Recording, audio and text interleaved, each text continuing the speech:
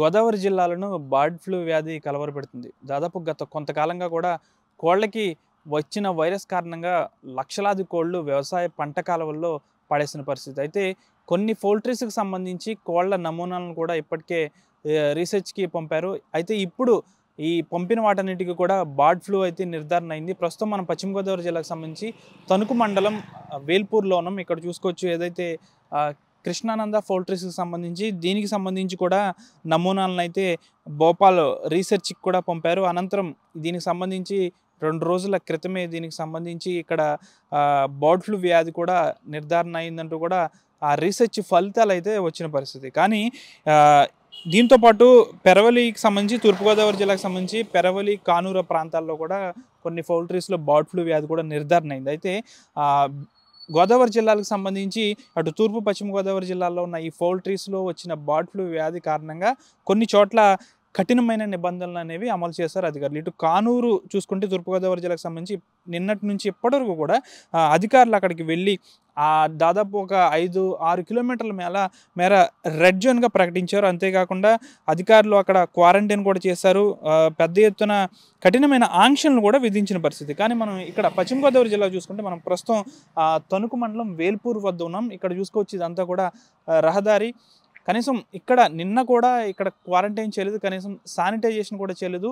ఉదయం ఈ విధంగా కాస్త బ్లీచింగ్ అధికారులు వచ్చి చల్లారు. అంతేకాని దీనికి సంబంధించి ఈ కృష్ణానంద పౌల్ట్రీస్‌కి సంబంధించి ఇక్కడ బర్డ్ ఫ్లూ వ్యాధి నిర్ధారణ అయిందంటూ కూడా ఎక్కడ కూడా కనీసం బ్యానర్ అనేది కూడా పెట్టని పరిస్థితి. ఎప్పటి మాదిరిగానే పౌల్ట్రీ మాదిరిగానే రోజు కార్యకలాపాలు కొనసాగించే విధంగానే ఉంది తప్ప ఇక్కడ కనీసం ఇప్పటికీ ఒక్క పశు సంవర్ధక శాఖ అధికారి కూడా ఇక్కడికి వచ్చిన పరిస్థితి లేదు.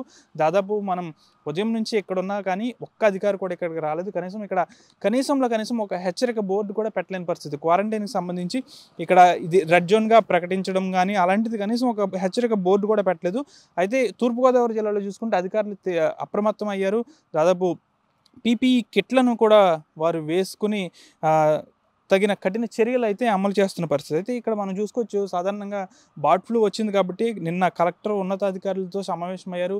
బర్డ్ ఫ్లూ వచ్చిన పౌల్ట్రీస్లో కోళ్ళనన్నింటినీ కూడా ఖననం చేయాలి అని కూడా చెప్పిన పరిస్థితి ఉంది. అంతేగాని ఇక్కడ ఒక అధికారి కూడా రాలేదు. 3 నెలల పాటు పౌల్ట్రీస్ని మూసివేయాలని కూడా చెప్పిన పరిస్థితి. కానీ ఇక్కడ ఇప్పటికీ కూడా ఆ విధంగానే కోళ్ళు అనేవి ఉన్నాయి. అధికారుల నిర్లక్ష్యం అయితే ఇక్కడ పెద్ద ఎత్తున కనిపిస్తుందని చెప్పాలి. పూర్తి స్థాయిలో ఇక్కడ చూసుకోవచ్చు మనం విజువల్స్లో క్లారిటీగా పెద్ద ఎత్తున కోళ్లను ఇక్కడ దహనం చేసే కార్యక్రమం ఏం చేయలేదు. కొన్ని కోళ్లను మాత్రం ఇక్కడ పూడ్చిపెట్టారు. అంతేగాని దానికి సంబంధించి ఇప్పటివరకు కూడా ఒక్క అధికారి కూడా ఇక్కడికి రాలేదు.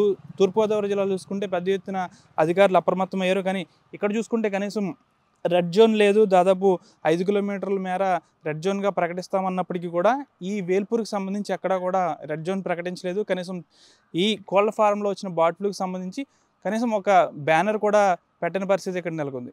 అధికారులు అయితే ఇప్పటికైనా అప్రమత్తం అవ్వాలని అయితే స్థానికులు కోరుతున్నారు. కనీసం క్వారంటైన్ కూడా చేయలేని పరిస్థితి. పీపీఈ కిట్లు కానీ మాస్కులు కానీ లోపల ఉన్న వాళ్ళు కూడా కనీసం ఎక్కడ భద్రతా చర్యలు అయితే పాటించట్లేదు. ఇప్పుడు మాదిరిగానే వారు కూడా దాంట్లో తిరుగుతున్న పరిస్థితి. ఇప్పటికైనా అధికారులు స్పందించి దీనిపై కఠిన చర్యలు అమలు చేయాలి. ఈ ప్రాంతాన్ని అంతా రెడ్ జోన్గా ప్రకటించాలనేది స్థానికులు కోరుతున్నారు. వీడియో జర్నలిస్ట్ శేఖర్తో మన జార్టీవీ వేల్పూర్ గ్రామం నుంచి. మరిన్ని వీడియోస్ కోసం ఛానల్ ని సబ్స్క్రైబ్ చేయండి. లేటెస్ట్ అప్డేట్స్ కోసం వాట్సాప్ ఛానల్ ని ఫాలో అవ్వండి. ఆ లింక్ డిస్క్రిప్షన్ లో ఉంది.